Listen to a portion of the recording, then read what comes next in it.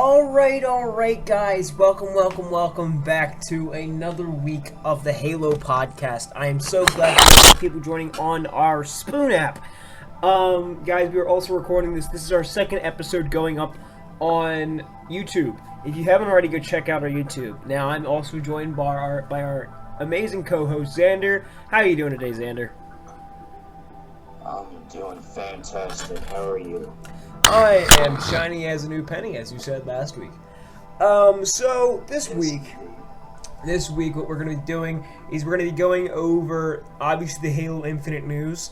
That is going to be a permanent thing on the podcast up until Halo Infinite's great release. The next segment, we're going to have, it's kind of insane, we're going to be doing a segment on the Halo movies and which one is the best. So I hope you all are ready for that. If you haven't already seen those movies, I would highly suggest you skip that segment, because you don't want to have any spoilers, okay?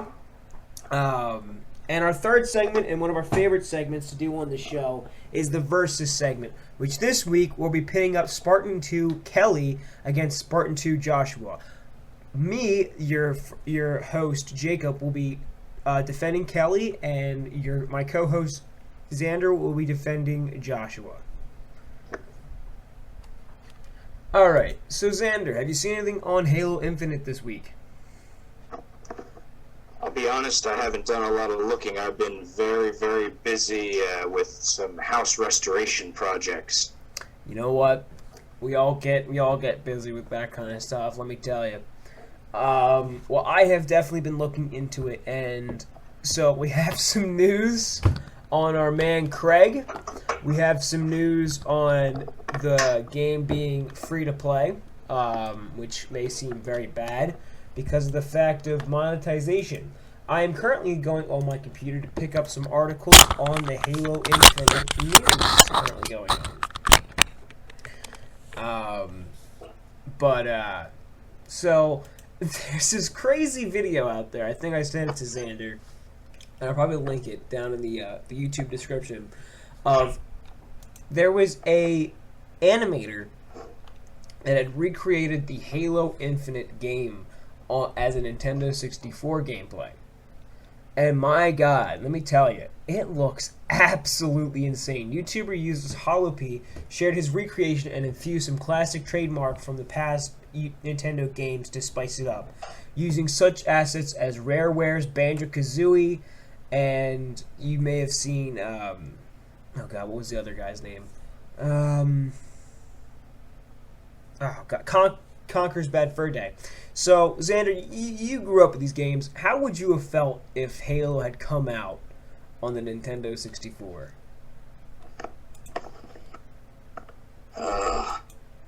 God, that is a loaded question. I mean, some of my absolute happiest memories with video games, that aren't tied to Halo, which is my favorite game ever, came from the N64.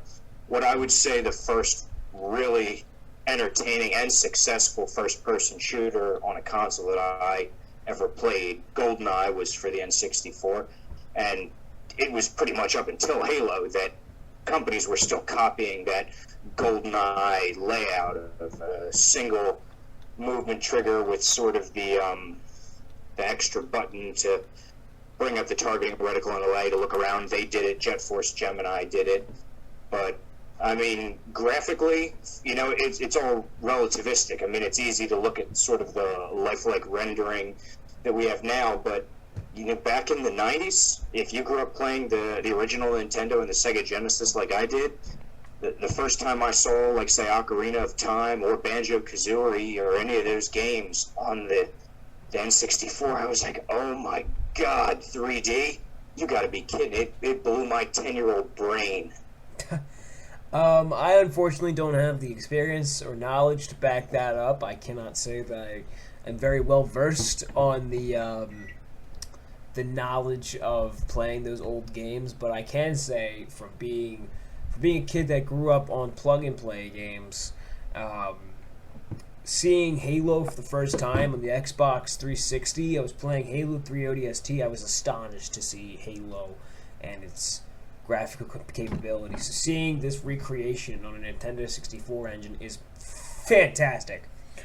That was a very quick news article. I thought it was funny. I will definitely be leaving a link in the description if you guys would like to see that video.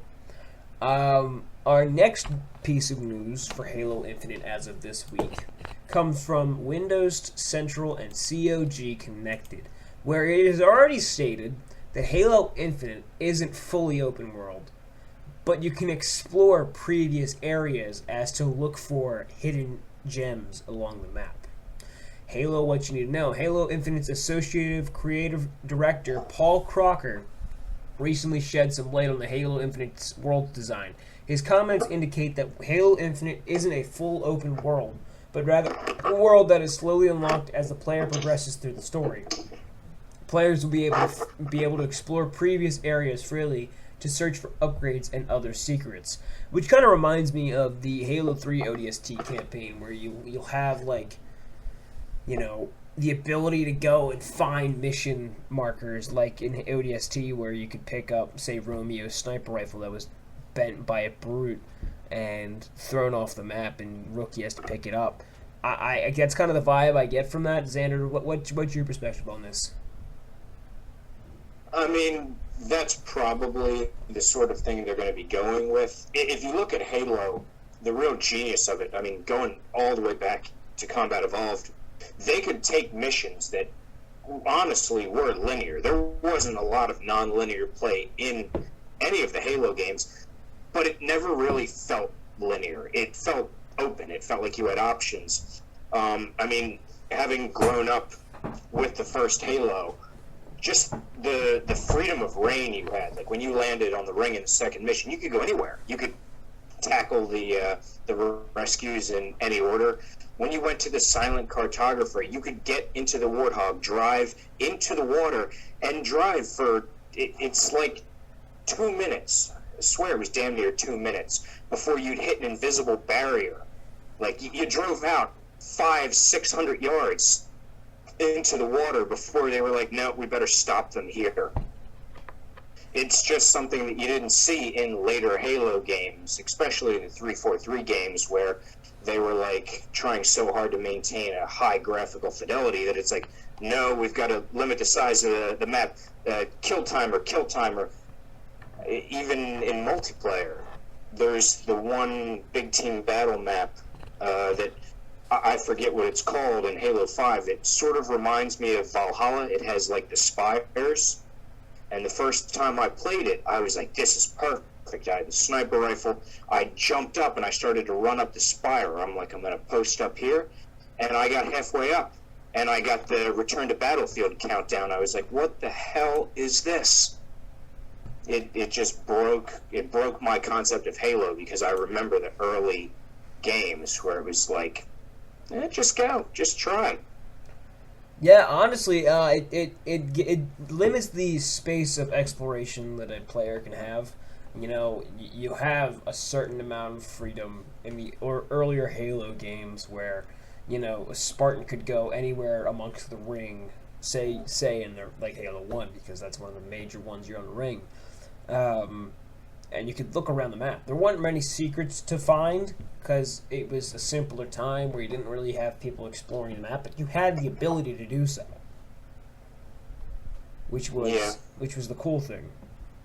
So we're going 9 minutes currently into the stream, so we got to make sure this segment is 20 minutes. So another piece of news, moving on from this, is Halo Infinite. Phil Spencer gives the Craig meme his approval. So, Xbox boss Phil Spencer has seen your Halo Infinite Craig memes, and they please him. So, Papa Spencer is in approval of Monsieur Craig. So, I don't know how to respond to this.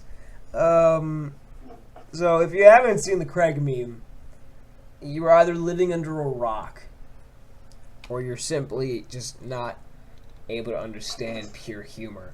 But it is of the elite that is emotionless and is getting meleeed by Master Chief. He's become a synonymous meme with Halo Infinite. Obviously, it's probably not going to stay. But Phil Spencer tweeted out on July 31st, our new official Xbox mascot. Love the community and their ability to take something fun and run with it. Which he then tweeted out the picture of Craig. Xander, I gotta ask, how do you feel about that? Well, I mean, and, you know, it was a simple, I don't know if it was an Easter egg that one of the designers put in, because the face doesn't really look like a typical brute face. Like, even though it's kind of emotionless, it has, like, an odd, like, emotive substance to it, where I'm like, oh, he looks kind of smug. It's like one of those Mimi faces. That's why they put Did it you in. just say, wait, did you just say Mimi? Yeah, it's like a memeable face. No, we're gonna go back to this, okay? Everybody in the chat, and I need you to confirm this for me. My co-host just said Mimi. It's Mimi. Sue me. Yeah, I didn't mean... Everybody get their lawyers. Everybody get their lawyers. Sue them. Sue Xander. I didn't mean Mimi like that. I mean, like you would say EY. Like Mimi. Like funny. Work with me. I got you. I'm old. You know what?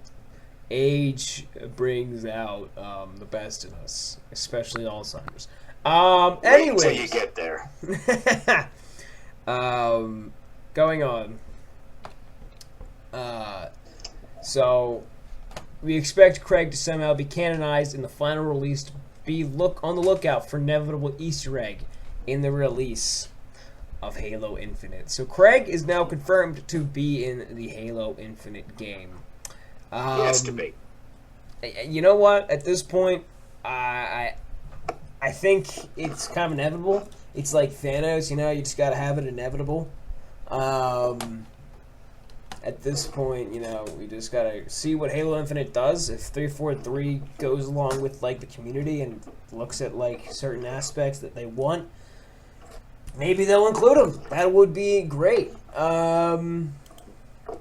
So. They're so, in my opinion, they're so focused on trying to make the community happy, because let's be honest, Halo 5 didn't make as many people happy as they wanted, and I'll say that's nobody's fault. I don't think that the choices 343 made were divisive. I just think they hired the wrong people, especially the writers, and if they want to move past that, they're going to have to put their ear to the ground a little and be like, well, what are people approving of? Oh, they like that Craig guy. Shit, make him canon. Hurry. Yeah, you know what? But at a certain extent, you can't keep saying yes. You have to learn the wonderful word of no. And one thing that I... Skywalker. One thing, actually two things that I really want 343 to understand is you better not kill Fred. First and foremost, you better not kill Fred. You kill Fred, you killed my love for Halo, and I will cancel Teabag Spartans. Am I going to say in this? No, not at all. I will shut down the channel. And two, just don't listen to the community to an extent. You know, like you want to be able to say yes to certain things. Like adding the original Magnum and shotgun back, that would be a fantastic idea. You made the mistake in Halo 5 of adding the rocket launcher, and then you added the spanker back. But, you know, to a certain extent, you need to, like, understand, hey, we don't need to replace what has already been used. You know? Definitely not. And to that point, we're going almost 15 minutes in, so we're running out of news, but here is one big part that might last us 15 minutes. And it's another thing of what 343 may not have learned. So with the release of Call of Duty Modern Warfare, they added this Battle Royale game. And people were anticipating a Battle Royale to be in Halo. Well, that's not happening. But they are going off the idea of what Modern Warfare did. with including a free-to-play multiplayer, which could indicate some microtransactions coming back. Oh dear. Which would be absolutely terrible, because they said and stated that the Halo Infinite's customization will be closely related to the Halo Reach's customization, which in my opinion was the best. You had the idea of earning credits and buying the armor that you wanted at the time. You had to play the game to earn that armor. You know, it was kind of a motive to play the game. But if you make the game free and nobody wants to buy it, so you're gonna have to make money off of it somehow, you can't have it non-monetized. So at this point in time, I'm just worrying about the fact that, like, we're gonna be receiving a lot of payments. So Xander, let me get your opinion on what do you think is gonna happen here. I mean, and it's a systemic problem, and when I say that, I mean it goes all the way to the fact that video game prices haven't really gone up much in the last 10 years, but companies are demanding more money, businesses expect more profit. Microtransactions were sort of the necessary evil to come out of how do we get more money from our fan base without charging them $150 for a video game, because no one with a brain would pay that. The problem is you can't take this system and make it into a pay-to-win or a lot of the ways that they do it. There's plenty of ways to make money, you know, post-sale. Effective DLC that people actually want. Halo Wars 2 Awakening the Nightmare is a great example of effective DLC where it's like, holy shit, I get to play as the Banished Against the Flood? Yes, I'll pay for that.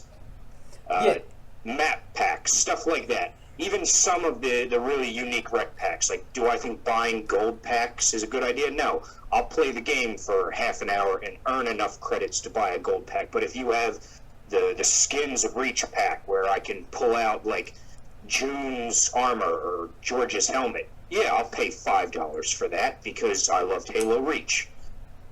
Exactly. You know, it's a necessary evil in the world we live in. The problem is you need to know how to implement it. And the world is becoming very, very money hungry. And it always has been. But video games has always seemed to be away from that. And at this point, you know, you're looking at it and you're like, I'm buying a game and then I'm having to pay more and more money to play that game. So there has to be a balance at this point. There are certain games that are free, but, you know, they're behind a bunch of paywalls, such as MMOs and stuff. Halo, before maybe 5, was always the kind of game where you bought the game and everything that you had that you wanted to get in the game, you could have gotten it after you bought it. As soon as Halo 5 came out, though, you had to buy certain things. It's like, that's not what I want. That's not what I want in a game. I want to be able to buy a game and then get what I want when I buy that game. If I'm paying $60 for a certain game, I want the ability to just own what's in the game without having to be behind paywalls, which is actually one of the unfortunate mistrusions of what happened with Bungie's title Destiny. You know, you have story DLC and DLC with new gear. Like, I was a Destiny 1 day 1 player, and I played Destiny 2 maybe like a year after it came out. And I quit Destiny just because of that, because, you know, I was like, you know, you have this game and you have story you want to add, but you're requiring me to pay for it. It's like, I get it, but, you know, to a certain extent. I get it, but I don't. Yeah. All right, we're coming up on 20 minutes here, guys, so we're going to be taking a break and moving on to our next segment, which is which Halo movie is the best. And we're going to analyze and do a little bit of a review of all 3 of them. We did not include the movie The Fall of Reach because, Xander, you can make it very blunt to them of why we didn't include it. You want me to do it right now? Go ahead. Because it sucks. It's really simple. It offends me on a personal level, and it should offend everyone who's a fan of the book. And if you read no other book, folks, read The Fall of Reach. It's a great origin story by a fantastic author. And the simple fact is they poorly portrayed the Master Chief. They made him seem like someone who was obsessed with status, who was unnecessarily violent and cruel. It just, no. And on that note, people, we are going to be taking a break. I hope you all are enjoying the stream as of this moment. We'll be back in about 2 minutes with the podcast. Stay tuned.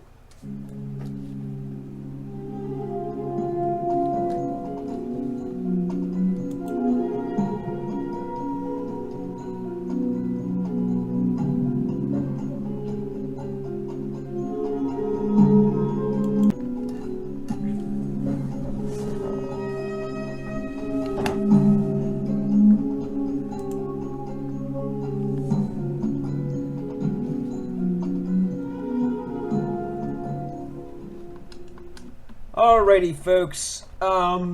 Thank you so much for sticking around. So, this is now our second segment of the night. If you're joining us right now, let me let you know we're going to be reviewing the 3 Halo movies. They're live-action movies that have come out, and Halo Legends. So, if you have not watched these movies and you don't want any spoilers, please click off the video now. Xander, which movie would you like to start with first? Just because it's the most mixed bag, why don't we actually start with Halo Legends? Alrighty, Rudy. Okay. Halo Legends. Let me get a brief description of it because I have a peanut brain. So, Halo Legends is a collection of 7 short films set in the Halo science fiction universe. Financed by the franchise overseer 343 Industries, stories were created by 6 Japanese anime production houses: B-Train, Bones, Casio Entertainment, Production IG, and Studio 4 Degree C, and Toei Animation. So, looking at this from a lore standpoint, I liked every single one. As a matter of fact, my favorite one was probably not the package. What was it called? God, what was it called? Well, okay, but let's just go over all of them right now. All right. So, wait, it was the package. It was the package. I was correct. Okay, the package was my favorite. But it goes over the origin, which is a overlook of the Halo universe from a ancient standpoint. Origins 2, which goes from like our universe to the Halo universe. Then it goes into like the duel, which goes over the Arbiter and which Arbiter do you think that was again, Xander? I remember you mentioned to me when we were watching it.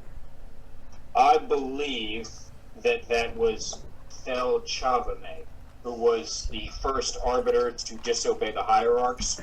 Some things that some casual fans might not realize is that while the Arbiter in modern Halo was considered a badge of shame, originally the Arbiters were these really powerful and potent figures. To be named Arbiter was to be named the head of the entire Covenant military, until an elite, Thel Chavame, decided that he disagreed with the hierarchs, and he openly stated that, and they got a little pissed off, and you see what happens in the story about that. Yeah, so let's go a little in depth here of looking into each single one and deciding on which series is good. So, we're looking now into the origins. So, I'm going to give a little brief description of the origins. The origins goes over when Cortana is essentially watching Chief while he's in cryo sleep, and she's been thinking upon the ancient ways of the Halo universe. She goes over the great civilization known as the Forerunners and how they came under attack by the parasitic flood.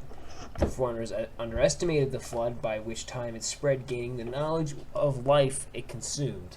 Though the Forerunners fought bravely, they eventually realized that it was a futile fight. After trying other methods, they developed a weapon of last resort, which was obviously, as we all know, the Halo Array. which then eventually killed all of us, or all sentient life in the galaxy. Origins Part 2 goes over the reutilization of life, and goes over how war is always recurring. Then it goes over Halo Combat Evolved, Halo 2, Halo 3. It summarized all of it. And then it shows the Covenant elites allying with humanity to stop the Flood, and etc., etc. It just goes over everything up to Halo 3. So, Xander, how did you feel about the first 2 segments of that? I'll be honest, I found it a little boring, not because it was bad, but just because as an expanded universe fan, I read the original 3 books, I read some of the prequels to Halo 1, I read the Forerunner trilogy, I know how the Flood take over, I know about Mendicant Bias, I know about the rings, it was just rehashing stuff I was already aware of. Yeah, which is obvious. So, Xander, I'm going to let you go over the duel, and I'll go over Origins. Not Origins, the package. Okay. So, just to touch on the duel real quick, again, focuses on an Arbiter, who I believe is Felt Javame. Correct me, please, if they say his name and I'm wrong. And it's very simply, he's having some training sessions with some elites, and it's very clear that he has some misgivings about the nature of the Covenant. He sees the Covenant as being too concerned with power rather than honor, which is, I imagine, something that came into conflict with the elites' values early on before they started to readjust their mores. But the hierarchs obviously aren't pleased with this, and a certain elite, I don't know his name, if they said it, was dispatched to take out Fel. Throughout this, you're seeing these interspersed shots of the Arbiter in his full armor, having these, in my opinion, really nicely choreographed action scenes against large hordes of Covenant. He's going in with 2 energy swords, he's jumping, he's flipping, he's getting shot at, he's dodging. It's very, I'll say very Toonami-ish, the action. It doesn't necessarily feel like Halo, because some of the jump heights and the speed and the movement seems a little unrealistic. To be fair, we have no concept of the speed and real jump height or strength of the elites in that sense. But he blows through pretty much the entire Covenant military faction that is sent after him, which is canon, if I recall, according to the story of Chavame. And then he comes to find that I believe his wife, his girlfriend, whatever it is in Sangili society, who to me looks like a character from Avatar, I found her face very difficult to look at, has been killed by the elite that was selected by the hierarchs. And eventually he comes face to face with this elite, and they kill each other. Sort of a quick samurai-type duel where they both bleed out. The whole thing had a very feudal, awkward feel to it, where I thought it was much too ancient human-like, but there's a lot of parallels between feudal Japanese society and Sangili society, so I'm okay with that. Overall, Excellent. Personally, I liked it. Excellent explanation, I must say. So I'm going to be explaining the next one. I made a mistake saying it before, and I apologize. I'm going to be going over Homecoming. Homecoming goes over a battle on Harvest, where the UNSC forces are pinned down by Covenant, and a Spartan codenamed Daisy-023 arrives and helps evacuate the UNSC forces. While in battle, Daisy has flashbacks to her Spartan 2 Super Soldier project, when she decides to escape the project and return home.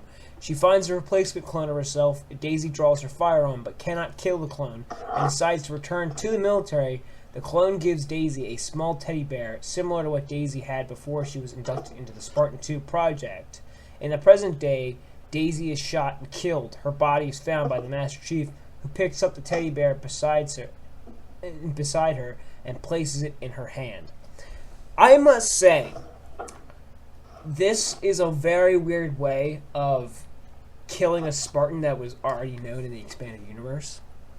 Because not everybody knows Daisy's in Halo Legends. Also, they included a guy named, or Spartan named Ralph. Let me tell you, Ralph has some damn lore. More than Daisy, let me tell you. Ralph literally, he was abducted in the Spartan 2 program. He was augmented on, that he had killed his Flash clone. He was released from the Spartan program on basis that he has mental stability problems. He then was adopted by a family where then Ralph joins the Marines.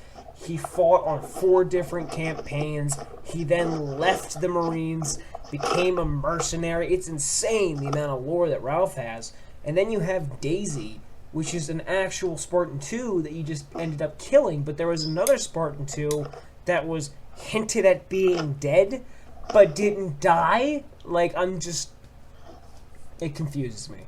That anime was definitely a little weird because of the fact that, you have basically a story where a Spartan dies. That's the end of the story there. Yeah, it was an odd one. I mean, I've seen Daisy in the expanded universe. There's not a lot, like you said, on her. She is a member of Gold Team in the expanded universe, and she is known as a troublemaker. She's very free with her opinions. She's not afraid to mouth off to her superiors. Very un-Spartan-like in that way, but at the same time, she gets the job done. So, very Spartan-like in that way. Yep. Alright, so Alex, you're going to be going over the next anime portion of this, which is known as the Prototype. Prototype, yes, our friend Ghost. So the basic idea behind the Prototype is it follows the story of a Marine they call Ghost. I don't believe they ever tell you what his real name is, but he is someone who is attached to the Corps of Engineers, and he is a demolition expert. When the UNSC needs something taken care of in terms of asset denial from the Covenant, Ghost and his team is sent in. And one of the things Ghost is known for is sort of throwing his squad like pawns at the Covenant while he makes sure that whatever they're there to destroy gets destroyed. So he doesn't have a fantastic relationship with his peers.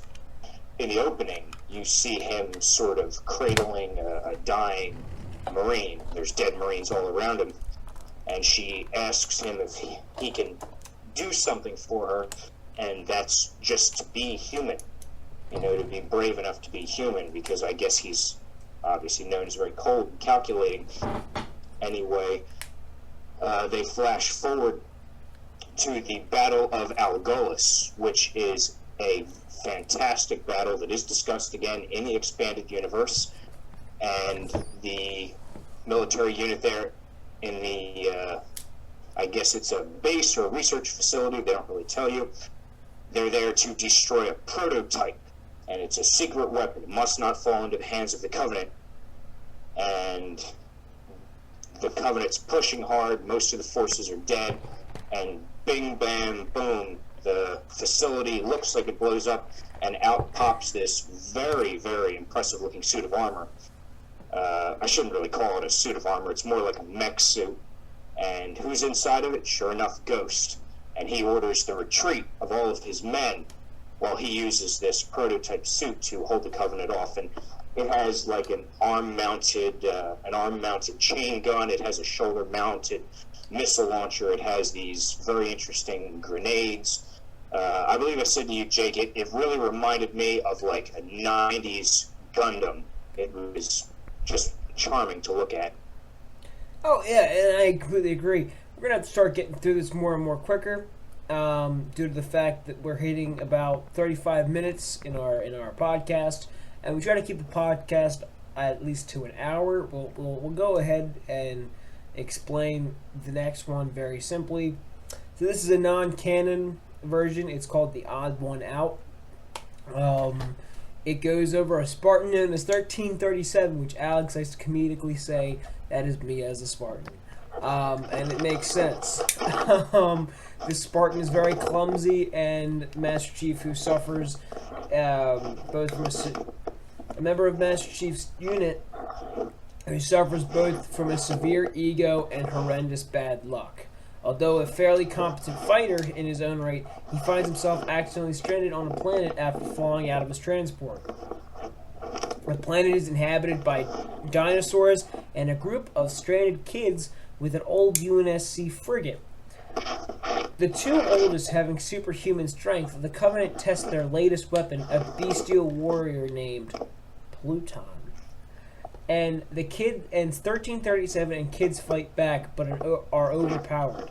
However, the kids' ship, whose AI they refer to as Mama, launches the beast into a slip space portal. When Cortana senses it, she tells Chief to leave it, as it's happy. As 1337 makes it to the rendezvous point, he is unfortunately captured by a pterodactyl. Just a very funny little gag for a Spartan to be seen by getting eaten by a dinosaur. You know, I simply gotta acknowledge that one for not being lore. You know, it's just throwing a joke. It's like the Craig meme. You know, it's making fun of the Halo. All right, Alex, I'm gonna let you go over The Babysitter. Babysitter. I'm actually drawing a blank here. Can you give me some context? That was the ODST one? Got it. Basically, it's a simple mission of a group of ODSTs that have to take a shot on a minor prophet, I believe it is, who's stationed on some world. The ODSTs are pissed because their best sharpshooter turns out isn't the one who's going to be taking the shot. What do you mean? I'm the best in the galaxy. Well, the main trigger person is going to be a Spartan. And suffice to say, they're all pissed, one more so than others. They go along with it, though, because they follow orders. They get to the planet. They have a couple of random encounters, including a pretty nice one-on-one with Spartan Cal and a brute with a gravity hammer. And eventually Cal is quite seriously injured after taking a gravity hammer to the damn head. And Cal realizes that the shot has to be taken, and so Cal orders the ODST to take the shot. You're the only one that can. Takes the shot, takes out the prophet, and they have to extract. But first, Cal pulls off the helmet to reveal, shutter gas, Cal is a woman. Yeah, and you know what? I don't have a problem with being a woman because we've had very strong female Spartans. Kelly, Linda, and there's Lucy. There are certain Spartans out there that are very strong-willed. And then there are some that aren't. Homer! But, you know... Go ahead. I was just saying, my only problem with Cal, and maybe it's a stupid thing, is when I heard Cal, I was like, okay, Calvin. When I hear Cal, I'm just like, I don't know what Cal is short for, if it's a female, but maybe that's just me assuming it has to be a full name. Maybe that's just the name, Cal. Could be. You know, we are looking at the 25th century. And moving on from that one segment, we have to get into the package. Because we also still have to review two other movies that dictate which is the best. So, the package is essentially a 3D animated one, which is seen as being the best one. However, I have a very opposing opinion to this one. It is on board a cloaked human ship where a group of Spartan soldiers, including my boy Fred 104, I'm just putting it out there, but the team includes John 117, Frederick 104, Kelly 087, Arthur 079, and Solomon 069. They are briefed on an intelligence officer about their mission. A Covenant fleet is momentarily trapped in the system and is carrying an important package, which essentially is Dr. Catherine Elizabeth Halsey. That doesn't make a lot of sense because she's seen as being very, very young. But we know that she was very, very old comparative to the Spartans. So, the package the Spartans must retrieve. The ship decloaks and deploys the Spartans in small ships known as booster frames. Solomon detects the package on one of the ships, but discovers it's too late and it is a ruse. Solomon is killed when the ship is destroyed. Master Chief deduces that the target is actually in the Covenant's flagship. Arthur is killed trying to cover Kelly during the battle, which Alex seemed to have a very big problem with when Arthur was killed. So, the rest of the Spartans board the Covenant ship, my boy Fred, making their way through the thick Covenant defenses. Master Chief manages to recover the package, Dr. Catherine Elizabeth Halsey, and she was in cryonic hibernation, and the two escape via a Covenant escape pod. The remaining Spartans are recovered by a stealth ship and leave the system. Xander, let me ask your opinion on this one. How did you feel about it? It sucked. The only cool part was the part where the Elite Major and the Master Chief have their Type 1 energy sword battle. Like you said, Halsey was far too young. At the absolute tail end, she should have been in her 40s, and she looked like she was about 23. She started dropping some of Cortana's lines on him from the original trilogy. She's like, he's saying, we need to get out of here or something, and she's like, don't make a girl a promise, waving her fucking finger. And I was like, oh god, no. Make it stop. Just make it stop. So that's it for Halo Legends. If I had to give that movie a rating as a whole, I'd give it probably a 7.5 out of 10. It was good. It was fantastic. I think they should make a whole Halo anime. But don't make it on random stories. This isn't Halo Evolutions. Xander, what would you give it as a rating? I'd say a 7 is probably pretty reasonable for me. Like I said, none of it was bad. It wasn't great. Okay, so we gotta do a little speedy review of the next two, which is Forward Unto Dawn and Nightfall. I'm going to be going over Forward Unto Dawn, and Xander is going to be explaining Nightfall. So, quick review of Forward Unto Dawn. Forward Unto Dawn begins on the ship, obviously, as we all know. Hold on, gotta get the name of the ship. Hold on. Yeah, they're on the Forward Unto Dawn. Wow, I didn't even realize that.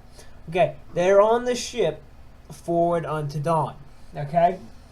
And essentially, Cortana's introduced, she's looking at Master Chief, and she's like, oh, we gotta make some warning calls. And then we go to an older Lasky, and Lasky is reminiscing on John 117. They go back to a academy known as Corbulo Training Academy, where Lasky is seen as kind of the odd one out in his squad. He is a child of a renowned UNSC officer, where even one of the officials at the academy said that your mother holds a lot of hands. Well, Lasky has failed basically every mission for his platoon at this moment, which is Astadi's squad. Nearing in the middle of the movie, Lasky is known now to have burns that go across his body from an allergic reaction from the cryo sleep, which he could be discharged for. After Astadi squad actually won their last practice mission to move on with their academic career from Lasky's strategic capability. Moving forward, there was a Covenant attack because one of the members of Asadi Squad was looking into a secret Oni file where they actually realized what the Covenant was. At that moment, the Covenant attacked, blah, blah, blah. They were the last. Some of the Asadi Squad members were killed nearing the end of the movie. One actually very brutally. There was a space elevator, and that was blown up by the Covenant, which was kind of insane. And that had occurred. They were the last surviving members on the planet, which really kind of shows, holy crap, Covenant really just wiped out everybody on the planet. Moving forward, you have Master Chief encounter them. A few of them die. Lasky helps Chief kill a Covenant hunter, and nearing the end of the movie, they are in contact with Blue Team. My boy Fred's in the movie, Kelly's in the movie, and Master Chief. Very simple explanation of the movie, but it was still a good movie. I think I'd give this one a 7. It wasn't fantastic. There were a lot of the scenes in the movie that were like trying to be horror, like where the elite comes around the corner and tries to like look at the cadets going, and then Master Chief stabs him in the back of the neck. Like, it's trying to give that horror aspect, and it's just, that's not what an elite would do. He would just slash across and kill everybody. So, Xander, I don't know how you would see this movie, but I'll let you give it a rating, because we both saw it. I mean, I'll give it a 7.5. I agree with you that there was some kind of horror movie, like, creeping terror tropes. Like, they made the Covenant look too much like they did in Halo 4 and 5, where they were really slow and plotting instead of being agile. Also, I just didn't feel like it lined up with the Lasky we saw, to have him be like this sort of awkward pacifist, which is how he was portrayed. Yeah. Alright, Xander, now you have to explain Nightfall very quickly, because we're at 47 minutes. Which means this stream is going to be probably 20 minutes longer. Alright, so we'll keep this pretty quick then. The basic concept is Nightfall is meant to provide sort of a bridge between Halo 4 and Halo 5 Guardians. It focuses on Agent Locke as the protagonist, and he's working in his Oni agent job, investigating a terrorist threat on the colony world of, I believe it's Cedra, and they find a Sangheili, who has a biological weapon that for some reason only affects humans. So they manage to trace the certain materials back to a destroyed part of Installation 04, the ring that the Master Chief took out in Halo 1. And it turns out it's on a very open spot near a sun, where during a certain solar cycle it's supernova hot on the surface. So they need to get there and find out what they need to find out before the damn sun comes up, or they're all going to cook. So they fly there with the assistance of the Cedra command guard under the command of Randall Aiken, I believe is how you say his last name. And it turns out later that this Randall was actually a former Spartan 2. Could have fooled me by his size. I thought he'd be bigger. But they get to the ring, and they are looking for the mining material, and they come across basically a feral colony of Legolo worms, the worms that make up the Gestalt forms of the hunters. And they're literally eating people alive. It's pretty creepy. It's much better horror. And bing, bang, boom, everyone runs, betrayal, yada, yada, self-sacrifice on Randall's part to blow up that part of the ring. Locke and another survivor escape. That's pretty much it. It's a solid enough movie. I was entertained by it, mainly because I thought the guy who played Locke did a really good job, and we got to see some fairly realistic-looking Covenant. I really enjoyed also they showed some members of the Covenant Fringe, which are species you usually don't see in combat. I'll give it an 8 out of 10. So I'm gonna agree with you on this one. I think Nightfall was by far the best made. Personally, because Ridley Scott, the director and creator of the Alien movies, created this movie. Yes. So I'm gonna give it at least an 8.5 out of 10. It wasn't a perfect movie. There were definitely some stigmas in the movie where it was like, oh, we gotta eliminate each one, you know, like. I get it. We gotta do the thing to do the thing. And it's basically what happened in Alien, where like every single crew member died until there was one left. You know. Yeah. But so we're gonna pause here, guys, to move on to our favorite segment of this week, the Versus, where we're going to put up Kelly and Joshua against one another. So I hope you're all prepared. We're going to go on a break here. Let me put on some music, and we'll pause.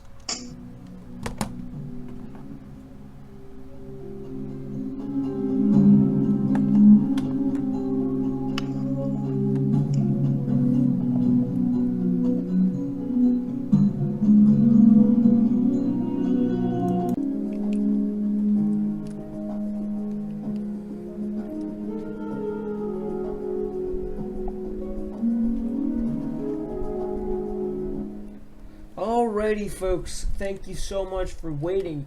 This is the time again, boys and girls. We're going to be looking into this week's Versus match. So, for our previous two matches we've had, we pitted Fred and Sam up against one another. I had picked Fred, and Alex had picked Sam. My boy Fred won the day again, and I was very, very happy with that. The next episode, we had pitted up George and William against one another. Alex had won that week with William. This week, we have Kelly and Joshua. Alex, would you like to begin with Joshua's information? Gladly.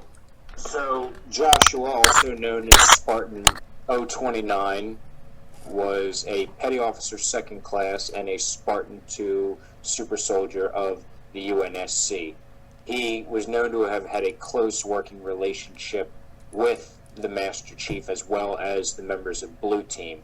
A fair amount of Joshua's early time in his career was actually spent leading Red Team, and that'll be discussed a little later.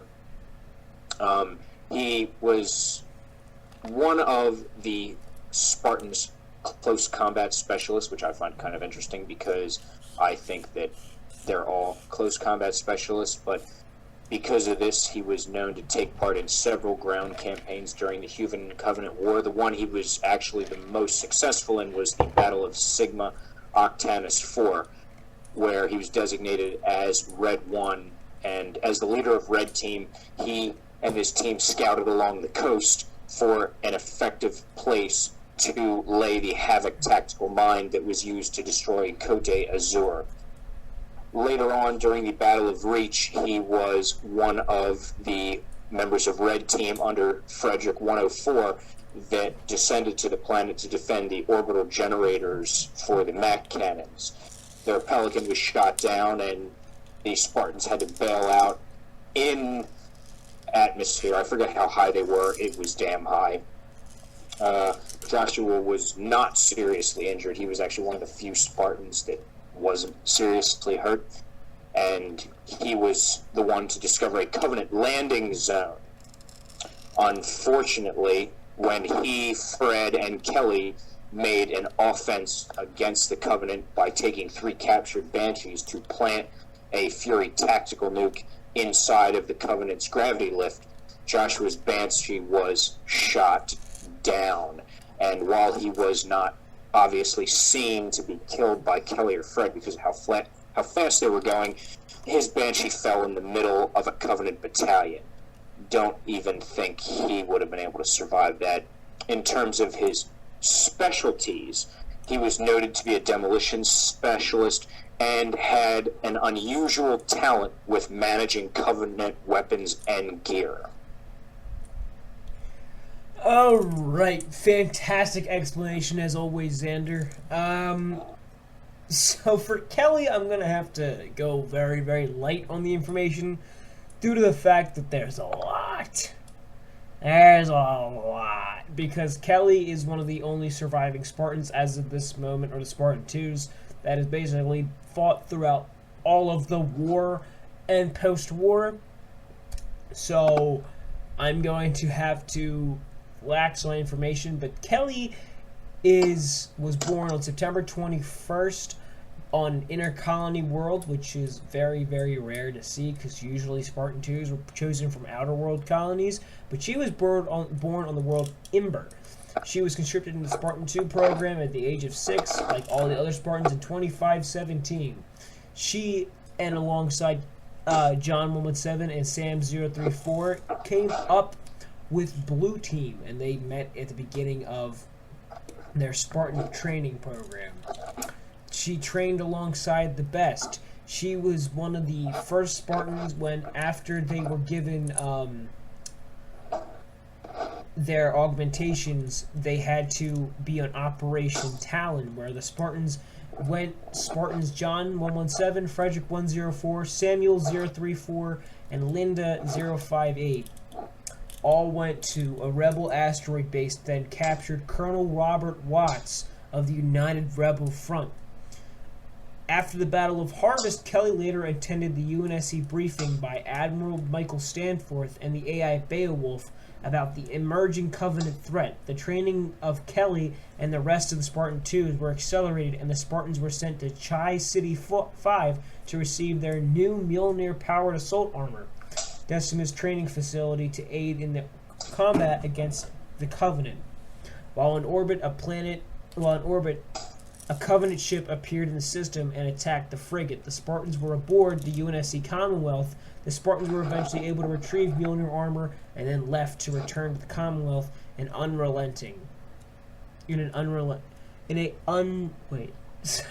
reading this off the Halopedia, guys. I apologize due to my lack of information with Kelly. They engaged certain KDR soldiers, and Blue Team ended up getting on board the ship, where unfortunately Samuel 034 had died. Kelly is known to be one of the fastest human beings, or is the fastest human being ever alive. I'm not going to go fully in depth on her prowess, because she's essentially been alongside Blue Team throughout the entirety of the war. Also a part of Red Team, obviously, on the Battle of Reach.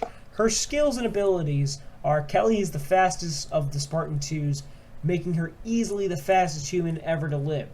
She is capable of running for extended periods of times, up to 68 kilometers per hour, which is 38 miles per hour, and has quicker reflexes than any of her peers within current Mjolnir Gen 2 systems.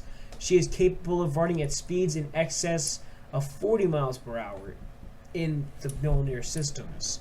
In order to keep her reflexes sharp, she exercises routinely with twitch response drills and Zen no-thought practices. She has to slow herself down considerably to spar with other Spartans. Her speed has led to her being termed the team's rabbit, acting as quick bait to draw enemies into traps laid by other Spartans. She has also demonstrated an incredible tolerance for pain, as she has been injured quite gravely on several occasions and managed to recover fully each time. So, we have to get into the actual versus part of the game. So as we always like to do, me and Xander like to acknowledge the hand-to-hand combat prowess and lethality process of each Spartan. So Xander, let me ask you here. With Kelly's pain tolerance being very high and her speed, how do you think Joshua would be able to deal with her her fighting capabilities? I mean, there's been very few bracketed verses that we've looked at and that we will be looking at that I think are very one-sided. Unfortunately for me, I do feel like this is one of those. Specifically during the fall of Reach, it was noted by Dr. Halsey as she was making medical repairs on the Spartans that Kelly had moderate lacerations and bleeding to her liver, and that her right lung was completely collapsed. And regardless of this, she was on her feet and fighting. Kelly's stamina when it comes to functioning effectively while injured is it's almost impossible to chart. So, and you also have to say that Kelly is well known for her shotgun and Halo 5. Unfortunately, we know that Kelly is not really a shotgunner. But, we have her shotgun. I'm forgetting the name of it. Oathsworn.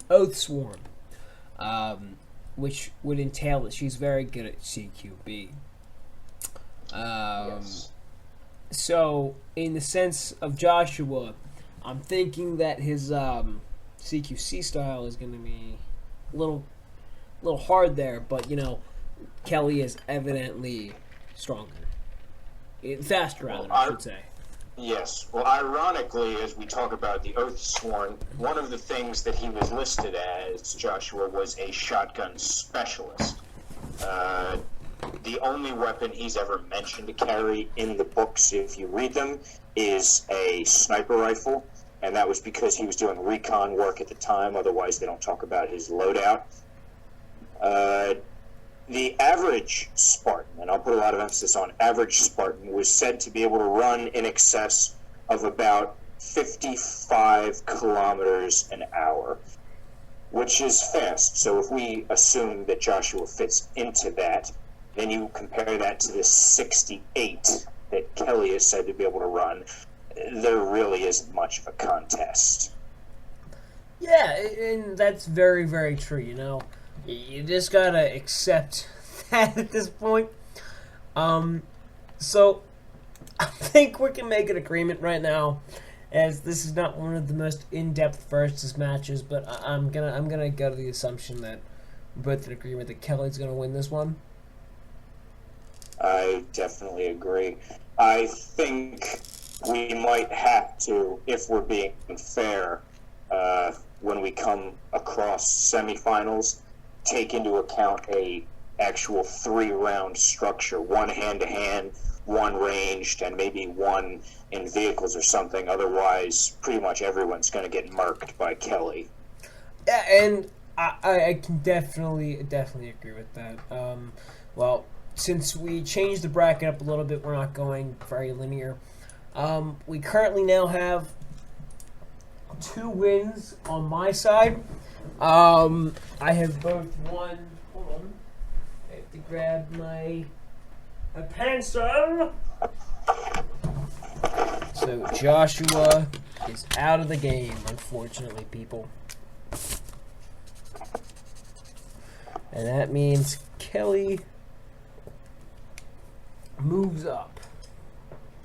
So that means Kelly, when we get to the semifinals, will be versing off against my boy Fred. I don't think you're going to like the way this one goes. I don't think so either, and I kind of anticipated this, if I'm being completely honest with you. I didn't like this to happen, but Like I said, I do think as we get further into the matches, it would be fair to consider other factors outside of hand-to-hand combat, because there is another Spartan we'll be coming to in a few weeks who, in hand-to-hand, would be able to demolish almost everyone he would face, but that's because of his size. We don't want to give spoilers out. We don't want them to have any ability to guess. Me and him know who's on the bracket. And I'm actually gonna be pointing out who he might be in making any kind of sense of. If you could look at his screen. I actually have 1 second. Let me. Yes, you got it. I kind of figured. He's got a little personal preference for this little Spartan. So, guys, He's my favorite. I want to thank you all so much for joining us again on the Teabag Spartans podcast. Make sure to like and subscribe on our YouTube channel. For the people on Spoon, thank you so much for joining us on the live stream. We've been live for now an hour and 10 minutes on Spoon, and we've been live on the recording for YouTube for an hour and 5 minutes. So again, guys, thank you so much for joining us. Make sure to join us next week for our next segment, which is most likely going to be looking at the psyche again of Spartans. Thank you again, guys. And folks, don't forget to follow the YouTube, the Instagrams, if you want to see some hilarious meme posts, either Halo fan page or Dr. Zeta 333. I will be making sure to link all of the things in the description below on the YouTube channel, so make sure to go check that out. My name is Jacob. And I'm Xander. And thank you so much for joining us. We'll see you all later. Bye-bye. Good night.